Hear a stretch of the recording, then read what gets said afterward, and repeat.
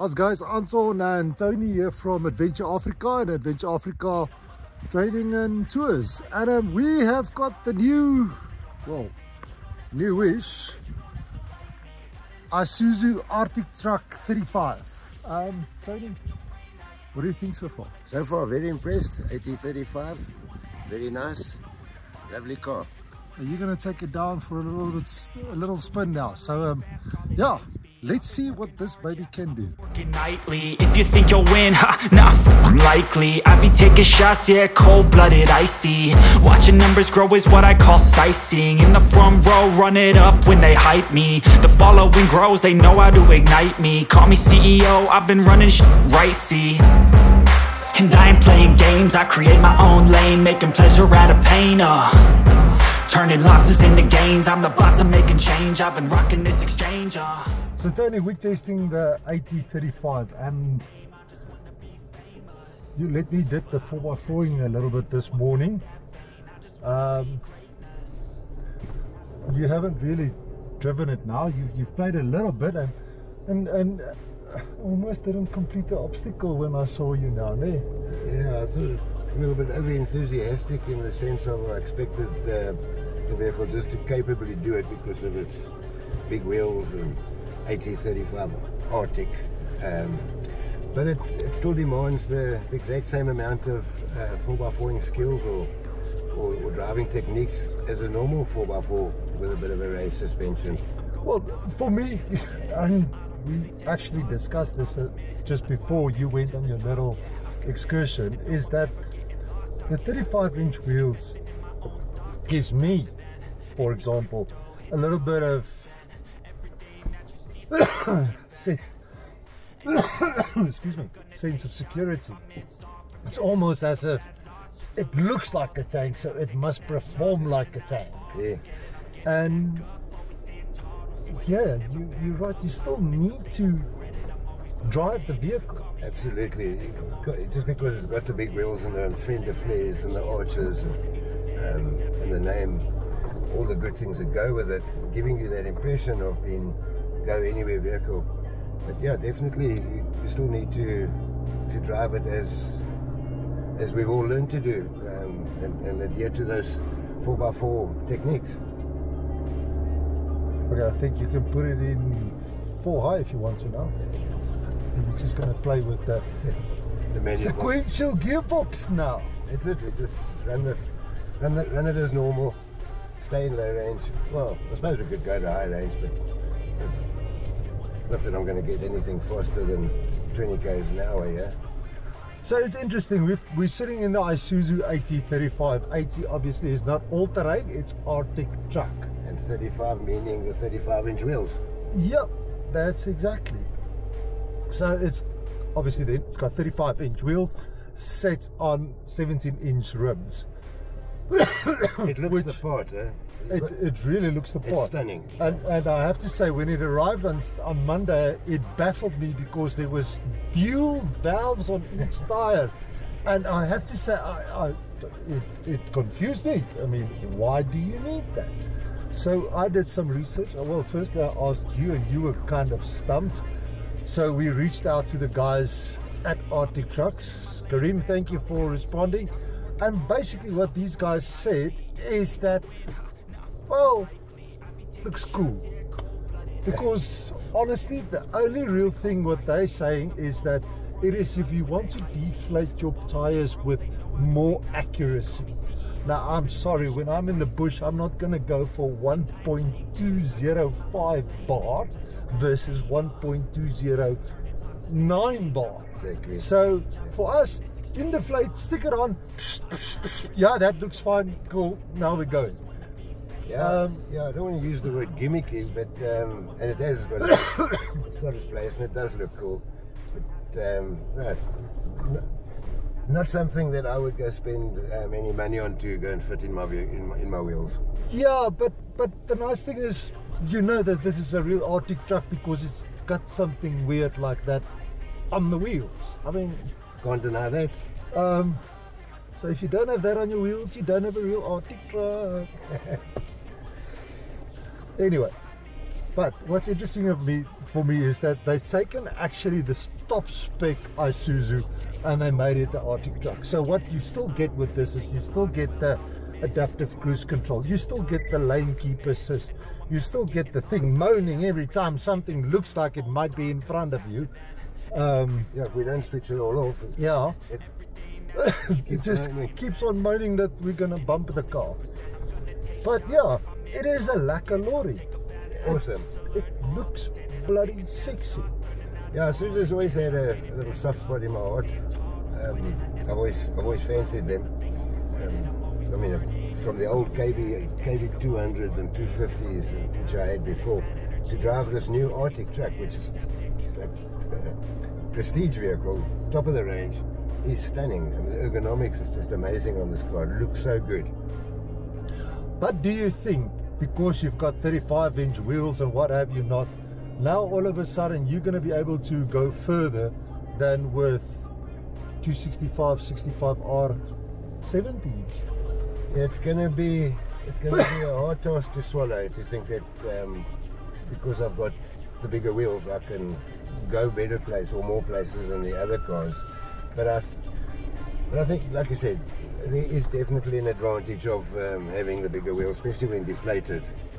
Yeah, I can imagine this in the dunes. I mean, if you can take down the tires, you're going to be having a fun. Must be amazing. Just having fun the whole day. Mud.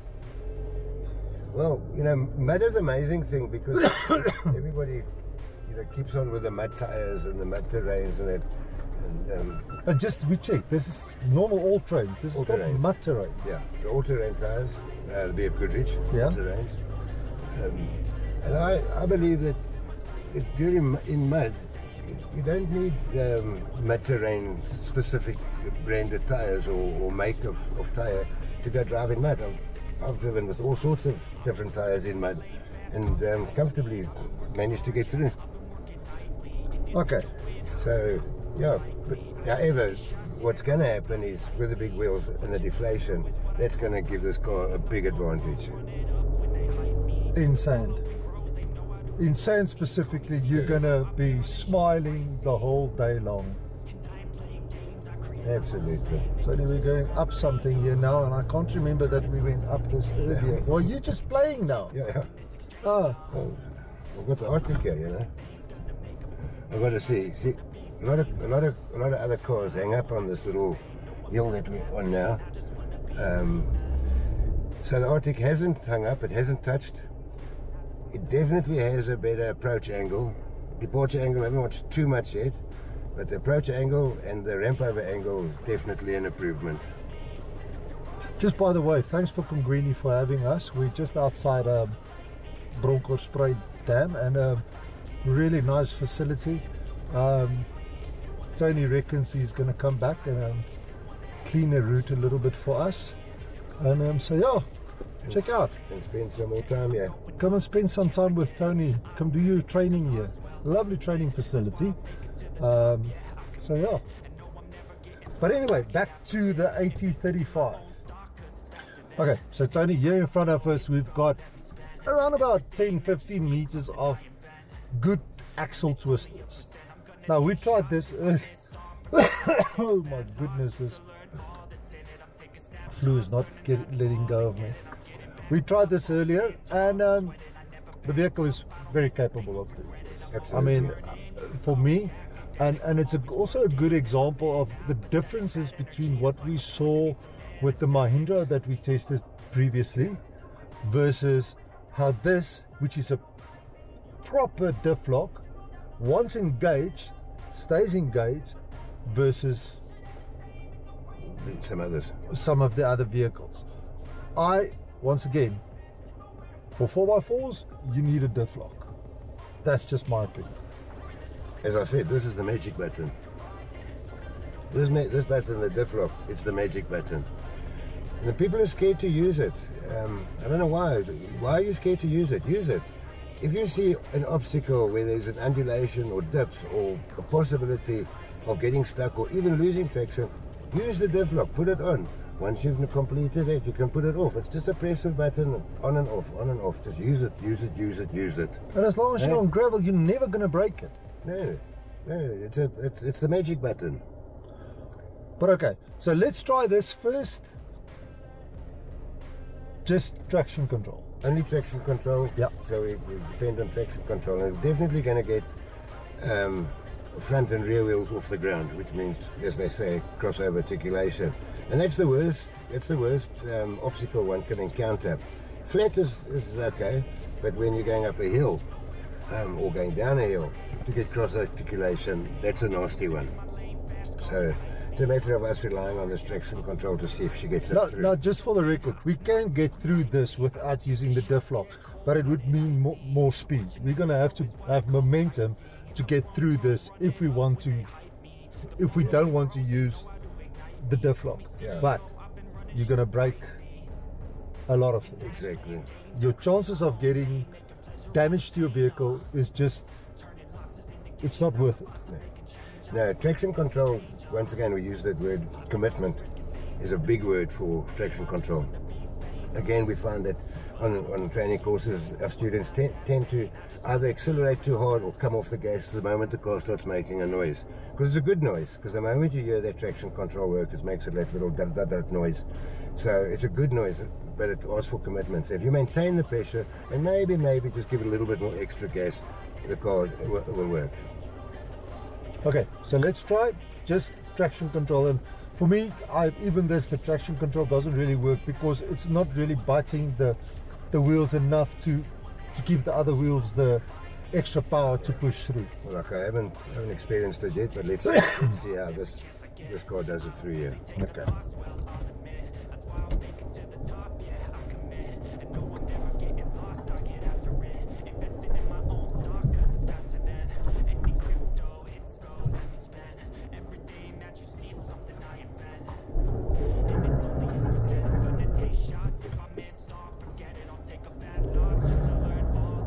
Situation of it. And now we're stuck. Get up the gear.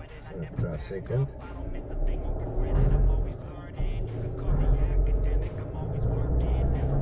Well, we're going almost 20 kilometers per hour according to the clock, and there we go, there we go. So she did it. She got it out. There we go. Cool. It works. But there's an easier way. There's a much easier way. Because, not forgetting, we didn't use the diff lock at all here. Yeah. So yes, there is a much easier way. Okay. Okay, so Tony, you actually got through. So this traction control works decent. But in the end, you had to push it quite hard to get it through. As I said, it asks for that commitment, but it asks for a little bit more aggressive commitment. So you can't just idle the accelerator on, you need to give it a bit more. And she does work. Okay, so now, diff lock. The magic button. Just press diff lock. Now you have to. And yeah, now it's first gear. Yeah, I think you can even take your foot off the... I'm going first gear. I'm going to just let her start. Practically idle over here on her own. Let's see.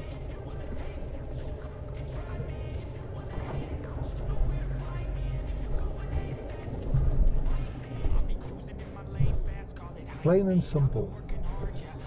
Nothing funny. Nothing. Absolutely fantastic. Isuzu's got it right with these big wheels, the AT35s as they call them. Nowhere has the wheel touched the body yet, eh? No. I had a look earlier. They've cleaned that well. Very good. Look at that. Simple. Yeah. Okay, let's take it back and we'll go home. So, Tony, in conclusion, well, not really conclusion, because we haven't really talked about the interior yet. The interior of this bakkie, I think it looks good. I love the Arctic truck stitching. I love the layout of the vehicle. As I said, it is, well, based on the top of the range Isuzu D-Max, and it looks good. The bucket feels good, drives like Yeah, it drives awesome. I love the ergonomics of the car, the dashboard, the outlay, where the buttons are located. Everything's very easy and comfortable to use, nothing difficulty. The luxurious feel of this car with its stitching and the nice dashboard, the black roof, this is which all manufacturers should do. I don't know why they want to. Yeah, I love the black roof as well. I mean, it's really something that's starting to come into with other manufacturers as well.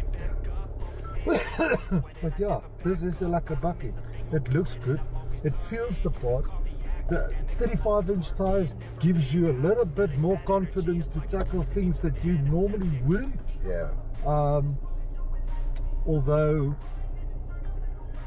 I have to say, that sense of security it gives me, I like it. So yeah, but it is like a bucket. Well, with the wheels, that stance is amazing. Look, the wheel arches, I'm not a favorite of these big fancy wheel arches and studded wheel arches and things like that. Now this car obviously comes with the wider flared arches, but that's obviously to cover the wheels if you look where they're standing. Yeah. And it's necessary, but what it does give the car is one masculine stance. It's just an amazing look from the front. Tony, it's like a bucket. I would happily see this in my driveway. Thank you, Isuzu. I really appreciate that you're going to give me one to park there. But yes, I'd be happy to have this in my driveway. Here's a good question. Would you take this up Baboon Sparks? Yes. Without any fear. Yep, absolutely, without any fear. So the bigger wheels will make a difference if you do something like Baboon Sparks. Absolutely. Yeah. I wouldn't have an issue at all.